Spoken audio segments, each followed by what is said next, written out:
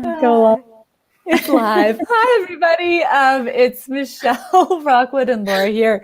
We're we're already giggling and we haven't even started. I look like my mother today. It's like, I'm going to put your picture in the screen because, yeah, my mom was staring back at me. So, all right. Oh Sorry, go carry on. It's Friday. All right. Well, hello, everybody. As we're getting started, as you all are popping in here, please say hello. We know there's a bit of a delay.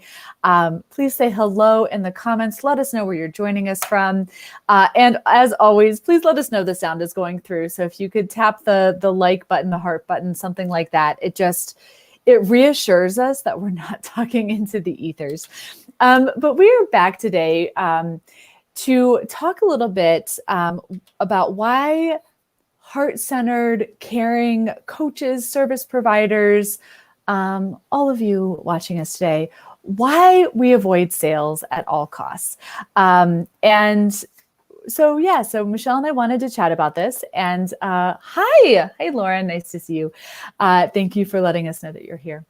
So we'll just go ahead and jump in. Yeah, why we avoid sales at all costs, and really specifically the sales conversation. Because I think people aren't avoiding, a transaction that doesn't involve face-to-face. But when it involves face-to-face, you'll do anything. In fact, one of the things we teach folks in our program right away is host calls face-to-face, because they're literally avoiding seeing the clients face-to-face and hiding on their phone. Yeah. You just totally you brought me back to my massage days, just in saying that, because Really? I remember, oh my God, I remember, first of all, when I first started working for people, how awkward I felt asking to rebook somebody, not even take the money. Really? But I remember when I started my massage practice, even at the end of the appointment, when somebody handed me the check or the money, I was so awkward about it. I would oh, thanks. And I'd put it to the side. Yes. Even babysitters are like this. I hand them, here's a $50 bill. And they're like, oh my gosh, they take it and pretend like they didn't, la, la, la, or I have to be like, here's the money. This was not at all my intention, but I'm curious. Does anybody else ever feel this? There's this weird moment where it's like somebody, and I don't have any money around me, but why is it that, for us to be caring and heart-centered and you're in this work, whether you're a coach or, an acupuncturist or, copywriter, you're in this work because you want to help people and make a difference. Why is it that we hide the transaction? Well, right there, this realization and this aha that people have, right, when they work with us, is that the exchange of money is the transformation, right? Even in the simplest of transactions, there's, you fix my tires, I give you money, right? All those little things, the transformation starts when you take my money or when you allow me to pay you. It's really, really feels good. And that shift in mindset from money being taking versus taking your money is giving is really big. Yeah. Well, and I think just as you said that, and I love, what did you say? The transaction is part of the transformation. Oh yeah. Hell yeah. That's the beginning step, right? Yeah. And coaches who have taken the money, right? That the moment your clients give over their credit card, that's when it begins. Yeah. And earlier this week, I popped on here and did a live because I looked back, we've been having these conversations, and I can look back at the moments where somebody invited me to step in and have the exchange of money. Those were pivotal moments in my life, right? Because, just the choice to step up. I remember, I had just started my massage practice by myself. I needed to learn how to do a website. And I was like, I can either pay somebody or I can learn. And I remember investing in this $2,000 online program. And that program just opened me up to see a whole new perspective, right? And then a couple of years later, I was invited into a retreat, and it was $5,000 for 7 days. And that retreat was the moment, in that retreat, I realized that I needed to own that I was a coach because I had been coaching for years by myself. So I look back at these moments, right? Of all these transactions that allowed me to have the transformation to get here. And may I say, go ahead. I have more thoughts, but I'll let you pop in. No, keep going. I like that. Yeah. Well, I'm curious if anybody listening, can you think of a moment where you got to receive a transformation? And I love how you said like changing your tires. Like it doesn't have to be a program or a coach. Yeah. Like, oh my God, I remember, so back to my massage days. I used to look at everything I purchased in the terms of a massage. Like I'd be like, oh, that sweater is one massage, or this is when I was working at a spa. So I was making, so like, so there was this pair of yoga pants that had this cute little lotus flower on the butt. And I was like, oh man, those yoga pants, that's like 3 massages. 3 deep tissues. And for months, like it was in this little shop next to the spa, and I would just walk by and I wanted these yoga pants. And I remember like when my coach was like, Laura, when are you just going to buy the damn pants already? And when I did, the elevation of how I saw myself changed in that transaction. Right. So to think about the transaction, I think when I go back to remember, like I remember I remember doing my first couple of, well, we can talk about what I avoided doing those first couple sales calls. I remember like there was always this feeling that if somebody gave me money, I was taking from them. Yeah.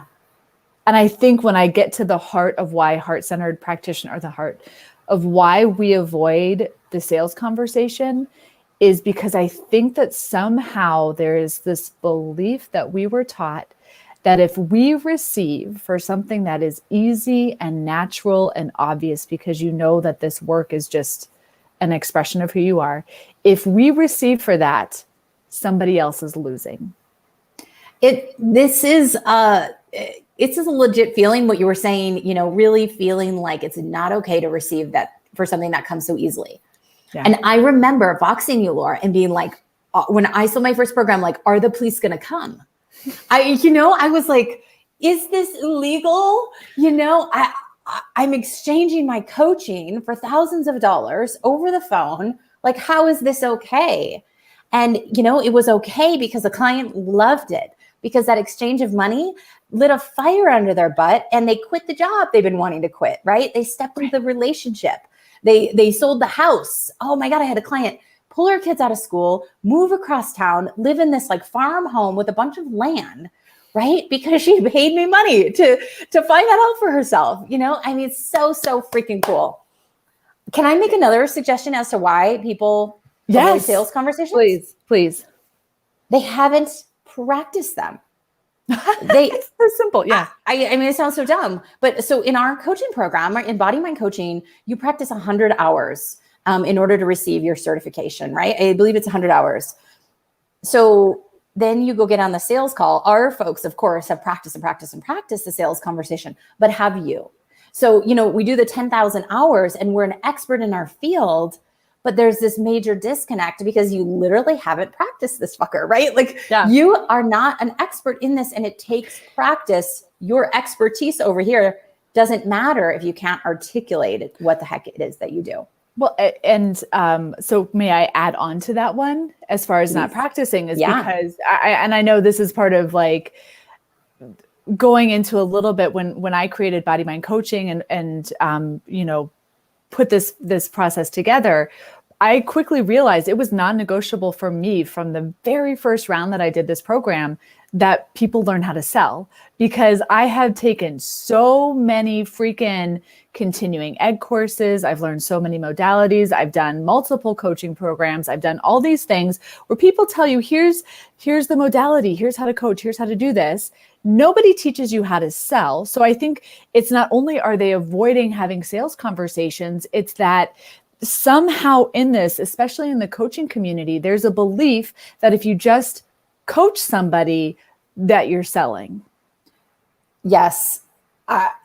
It's extraordinary, Laura. And I've always wondered, and I mean, you answered there a little bit. Why is it that right away, when somebody comes into Body Mind Coaching, we're talking about selling, we're talking about the sales conversation, and it's not from the moment you step in the door with us, it's not separate from coaching. And you're saying it was just because you went through program after program after program that never gave you those skills, and you had to spend tens of thousands learning them on your own. Oh, yes, totally. And then, yes.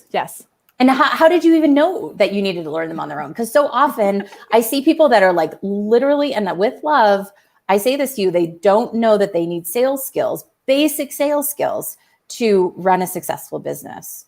They think they need marketing skills. They think they need Instagram skills, TikTok skills, copywriting skills, all the things. And they don't realize, I mean, there are like TikTok programs, right? And these people are doing these programs having never spoken to a human being on the other side of a sales call. So how did you teach yourself, find a coach, learn those basic sales skills? Well, I know I shared this in a previous live, and I kind of want to riff off of that as well, as far as the whole sales piece and sales skills in general. I mean, honestly, it was, in the massage world as well, in the coaching world, there's this whole like, let your work speak for itself. People will want to buy for you and work with you. And I can't tell you how many times I heard, this is great. I need to think about it. I need to talk to my husband. I need to, I don't have the money, or blah, like how many times I heard that. And I think that was really a wake up call for me. And I shared in a live we did the other week of like, I realized at the spa that I had to learn how to, I had to take ownership of my schedule, and I had to learn how to rebook. Like I knew I had to know how to sell on some level. I resisted it for a really freaking long time. And also, again, like there was that fear, like I'm taking from somebody, even though every sales experience that I've had, when I've invested, I have received 10 times what I invested in the growth and in that expansion. But I do want to talk about, because when I did finally go and learn how to do sales, I also think that there's an underlying reason why heart-centered people here avoid sales, which is really why, for me, you might be wondering, like, Laura, this is BodyMind Living. What the hell are you doing talking about sales on this BodyMind Living platform? We have to understand that people make decisions emotionally.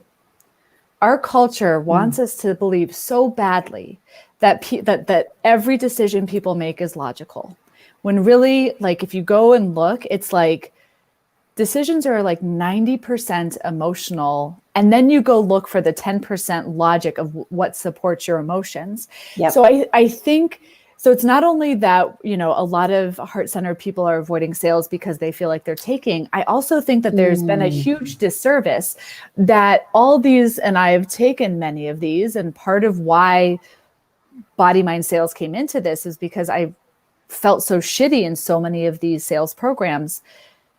So many, like we tease the bro marketing a little bit, but so many sales programs out there, they're teaching you how to use people's emotions to get them to buy while thinking that you're being logical, and it's actually manipulation. And so, of course, as a heart-centered person, if you're learning these sales tactics that feel manipulative, you're going to avoid sales, right? Because, and what we teach in Body Mind Sales is, yes, sales, you're making decisions emotionally.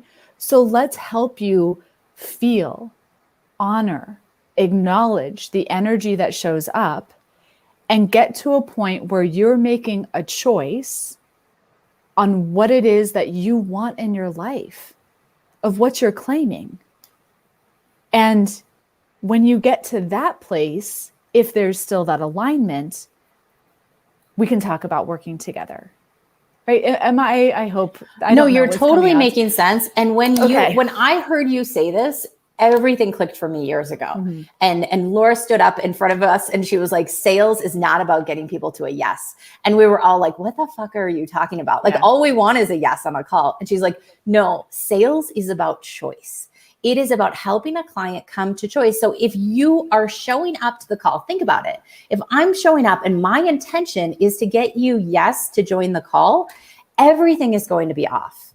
You know, if my intention is to inquire, right, to use my engaged listening skills, right, which is my first commitment to you, is to use my engaged listening skills, then I'm serving you. I'm showing up in the authentic way in which I'm going to serve you in my program. And that feels great. And I'm helping you come to choice, which is what I do in my coaching programs, right? Mm-hmm. And so how you sell, which is another great point we can talk about another day, how you sell coaching programs, how you sell service-based business is different than what you're seeing out there in terms of how people sell, because guess what? You're hanging out with these people for a long time intimately, right? Mm-hmm. And so those same, you're not selling them a product and walking away. You need to continue to serve and support them. And so it really needs to be aligned. And this is where the transformation beginning. So, but go ahead. No, you go ahead. There was more there. Just that, yes, coming to that every, one of the reasons you're avoiding sales conversations is because your goal on that call is to get the client to a yes. Yep. Which feels like manipulation, which of course is why you're avoiding it. Yes. So if you can start to shift into what if the intention of this sales conversation is to help somebody connect back into their body, connect back into their vision, connect back into the heart and truth of who they are and what they want, and make a choice of what they're claiming in their life. Oh my God, like that's amazing, right? And that's what they asked you to do. They asked you to help them make a choice, and they want to be sold to if it's right, if it's a good fit. They showed up and said, like, please, right? Like, I need help. Like, can you help me? And if you truly feel like you can, do it. Yeah. Help that person, or you're robbing them of an experience of transformation, right? Yes, absolutely. And it's so funny. I know we talked about this last week, but as soon as you shift into you're here to support them into getting to that choice, Michelle, and you do this so beautifully. When you have that alignment and it feels so good to invite them in to work with you, not making the offer is stealing. Mm-hmm. Not having that transaction is actually what you're stealing, because they are sitting there or on the call, fully embodied in this truth inside of themselves, ready to claim it. And like, that's like, they're ready to have that activate that through that transaction.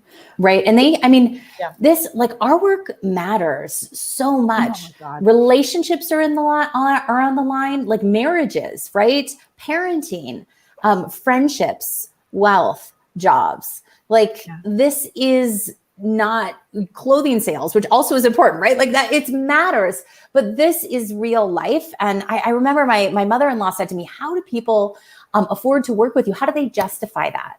And I said, they justify it, right? Because they get raises when they work with me, that raise they've been passed over, and so you start to build that evidence. But first, it does come back to, Laura, like, being prepared. And if you're not prepared for what to say when somebody says, I need to talk to my spouse, of course you're scared to get on these calls. Like, of course it feels awkward. Yeah. If you're not prepared to respond to, I can't afford it, of course you haven't practiced, right? And you haven't learned those basic sales skills to really hear the question underneath the question when they say, I can't afford it, Mm-hmm. A lot of, like, I love, because a lot of times people will say, oh, I can't come during that time. I have to go to my shitty job that I hate, right? And like, they don't, I'm like, so you're saying you're scared that you don't know if this is going to work for you. You know what I mean? I speak into their real fear. I actually don't answer the question that they asked me. Yeah. I don't try to juggle time management with them. Yeah. I go back, and that's because I have sales skills and I've learned these things that you've taught us, Laura, for years, right? Is how to engage, listen, how to understand the question underneath the question and respond appropriately. And that does take some practice and skill and actually learning how to have a sales conversation. It totally does. And also I think having those skills and recognizing, especially coming from the coaching world, yes, there are coaching skills that are relevant in sales, but it is not a coach. It's how do I a whole nother conversation. Yes, yes. It's a different, it's a different skill set again, because I think where, especially that mindset of, I'm just going to let my work speak for itself and I'm going to coach the person. So you're on the call for 90 minutes, you're in the friend zone, as Michelle likes to say. Yeah. And then they're like, this was great. And of course they don't need to step in and work with you, of course, because you haven't brought them to a point where they want to choose to change. They haven't been given the space to choose that they actually want to move forward. Yeah, go ahead. Laura, what do you do if you don't want to work with somebody and you're on a sales call? What did you used to do? Because we teach something called the gentle release, so you can get out of a sales call when you know it's not working 15 minutes in gracefully. Laura taught us the gentle release. What do you do? This is so embarrassing. No, what do you do? What do you do? Okay, so I will admit to this. Back in the day, when I did all of my sales calls for BodyMind coaching, sorry, go on. I was the queen of overgiving. I was the queen of follow-up after follow-up at 7 a.m. and 10 p.m. And I quickly learned that if I knew the person wasn't aligned, I would coach them on the call for like 90 minutes and I knew they wouldn't say yes. I intentionally blew I intentionally blew the call by over coaching them.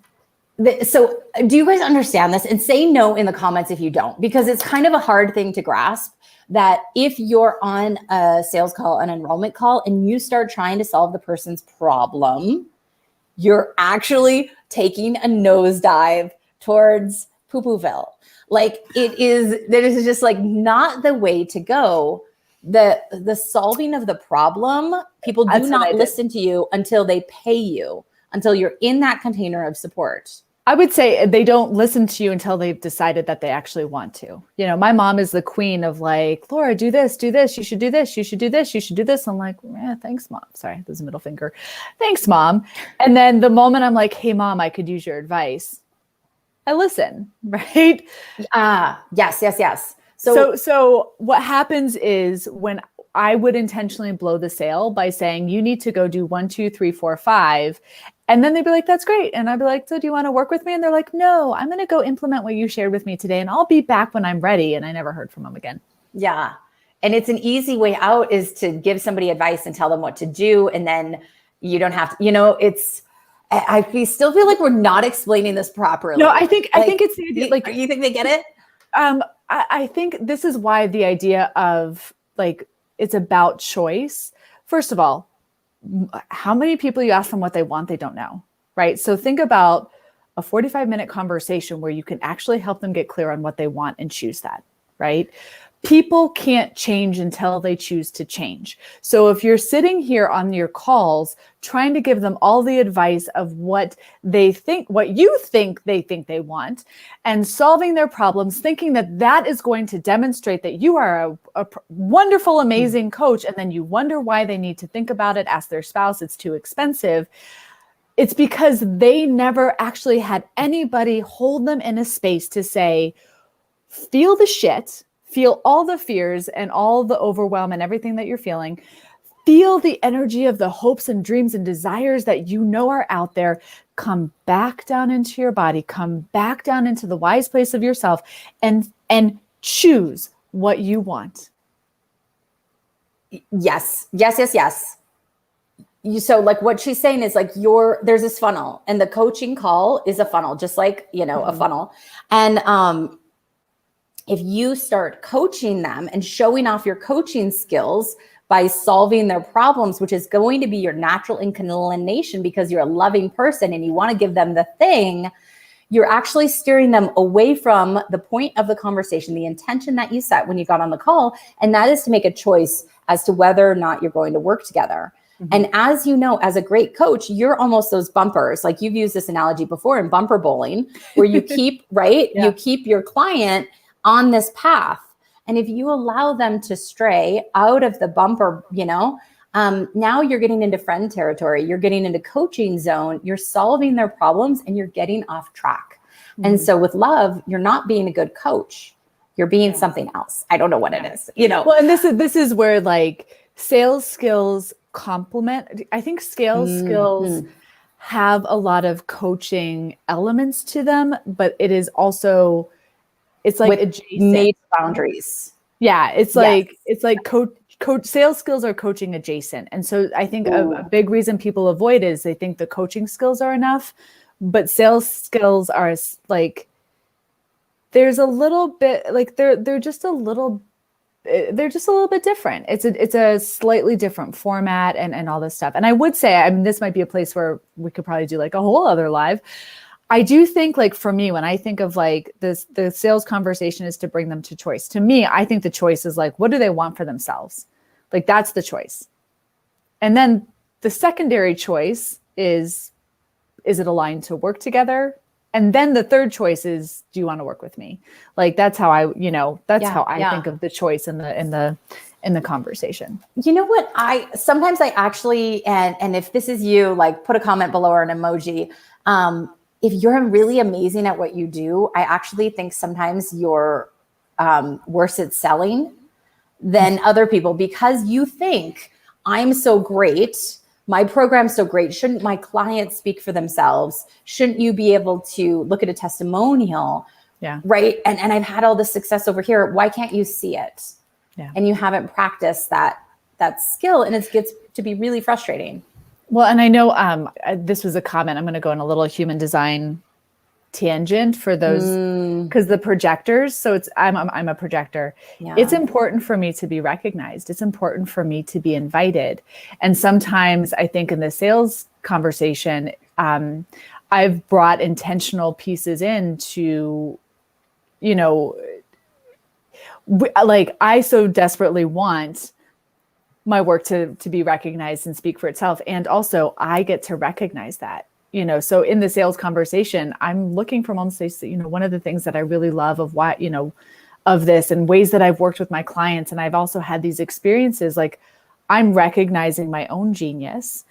And then for those of you, hi, Jude. And by the way, like, I know there's some amazing people here that, like, I think about how I can remember your journeys and these activation moments of, having been sold to.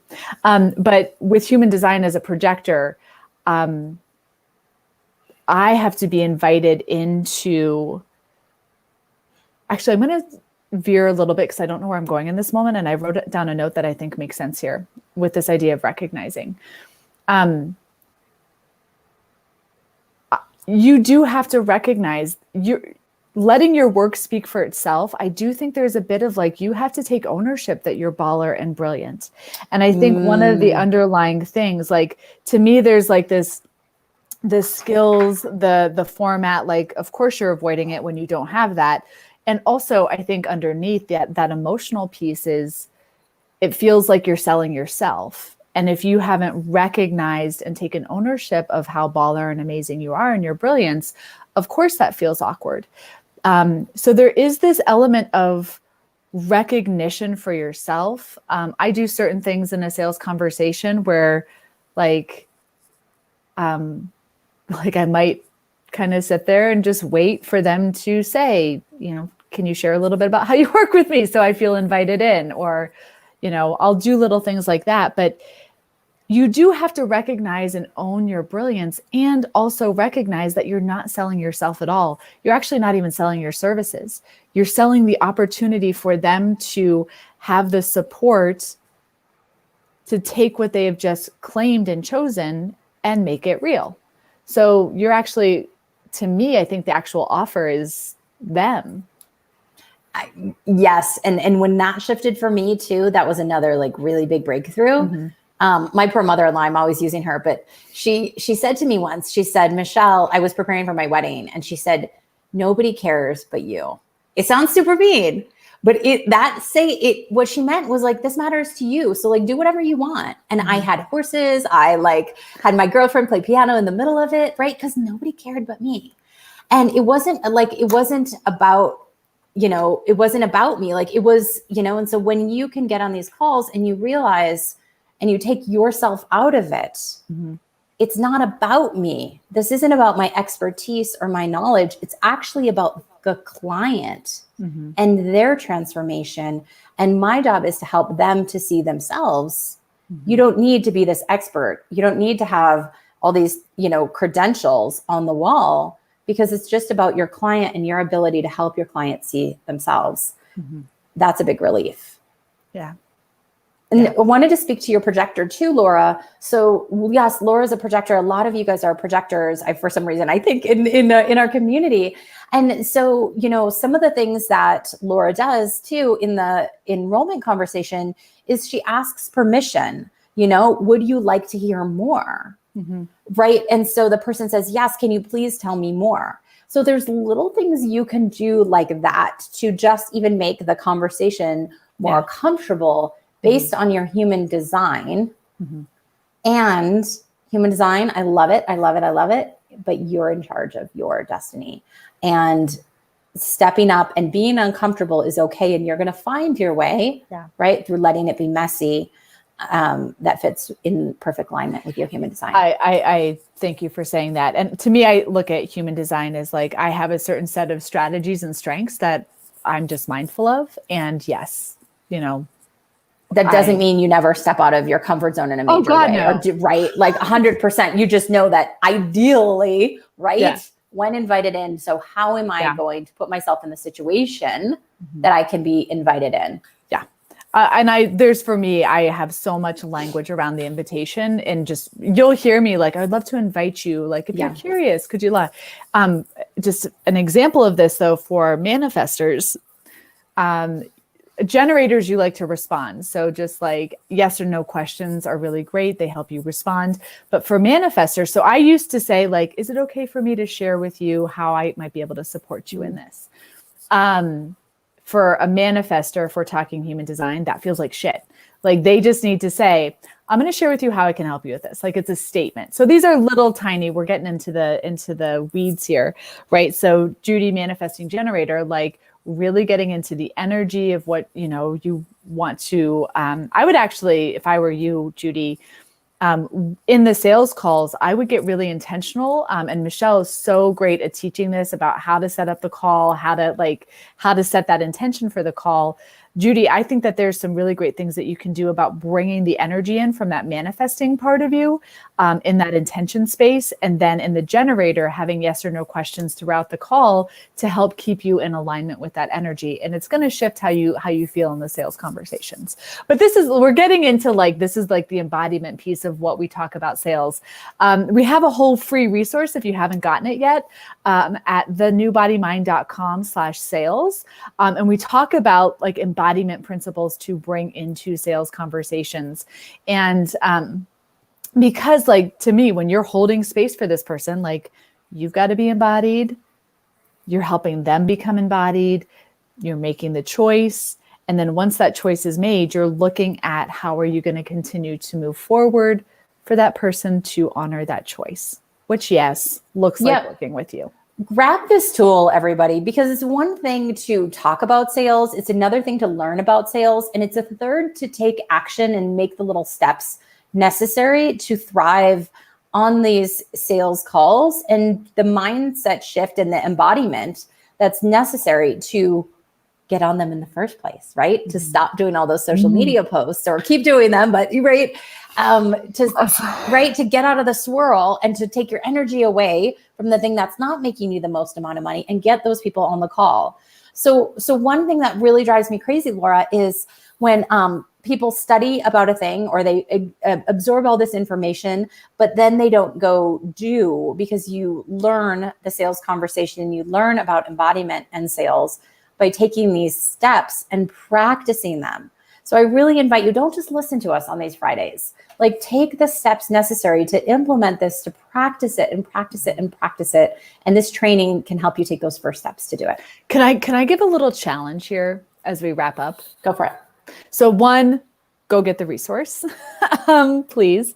And yes, take that, do that. And also, you did bring up one other thing that I think people they avoid sales because there's this story, there's nobody to talk to. So I have a little challenge. I want you to write down 5 names of people that you know. First 5 names that pop up. And maybe it's 3, maybe it's 5. And maybe even think of like, is there a couple people that come to mind that ask you for advice or talk to you about their challenges, right? Just start to see, like, if you need to, go start writing down, like, look at all the names of the people who follow you, who you're friends with. Like, go look. There are people around you right now. And Michelle, is there something that you would want them to practice as far as like stepping into what we've talked about today? Like, is it invite them to get on a call, or what would you want? So first off, I want you to write these names in the chat below. Don't put their last names. That's fine. Just put their first names. Yeah. It's really, really freaking powerful. And then I want you to notice how they come into your life. And we won't go down the woo rabbit hole here too much, but notice a post they like. Notice something that they're doing in their social media. Like maybe I'm going horseback riding this weekend, right? Maybe that aligns with you in that, right? And so you could reach out to me for that. So I just want you first off to not do anything, but think about those 3 to 5 names, write them down here and just observe. Come back, tell us next week, observe what happens when you energetically think about them. And now you're going to sit down and those names are going to be blank, and that's total bullshit. Okay. So I want you to think of the name, and some of my first clients were my husband's college roommates. Like, how would I have possibly known that? Right. I called people in my church directory. Right. Yes. Yes. So I want you to press yourself. This is a past coworker. This is somebody who, yes, asks you for advice a lot. You resonate with their posts online. Write down those names, even if it seems a little silly, and press yourself.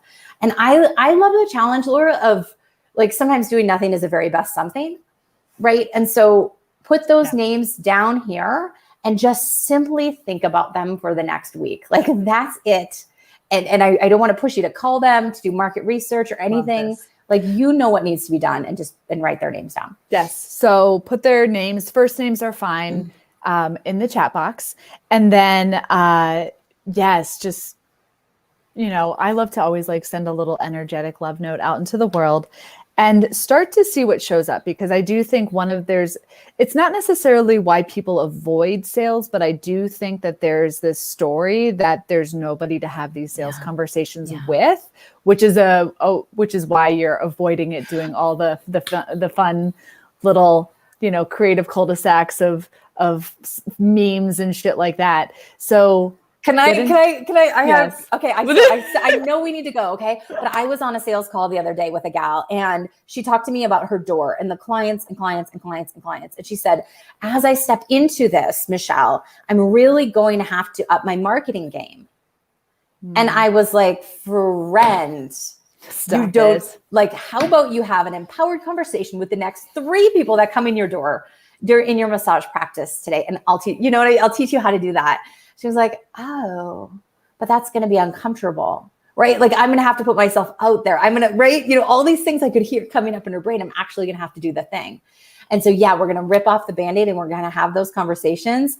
And then once you have them and you start realizing that that's where the transformation begins, like that incredible, if you've been on a call with me, like, and you remember where you were sitting, what you were wearing, what direction you were facing, like, put it in the comments below, because I love when I get those responses. I know this is what we hear with, with all the people who come into BodyMind and get on the phone with you and our team. Like, it's, like, we hear this all the time from our coaches. Oh my God, I remember that call with Michelle. I remember that call with Danny. I remember that call with Tanya, with Fidel. Like, thank you so, so much. And the thing is like, you're so right. So I love this challenge. Okay. I love the names are coming in. So just notice that, right? Even put initials, you guys. Like, don't be afraid. I know you're always like, they're going to see it. Initials are great. Whatever, just acknowledge that and see what shows up. See where they like the thing. Because like, the people are there. They're already ready. They're asking to come in. And this is where, if you're avoiding sales, like, I feel like we're energetically opening the runway for these conversations to come in. So and I love it. Thanks, Laura. Thanks. All right.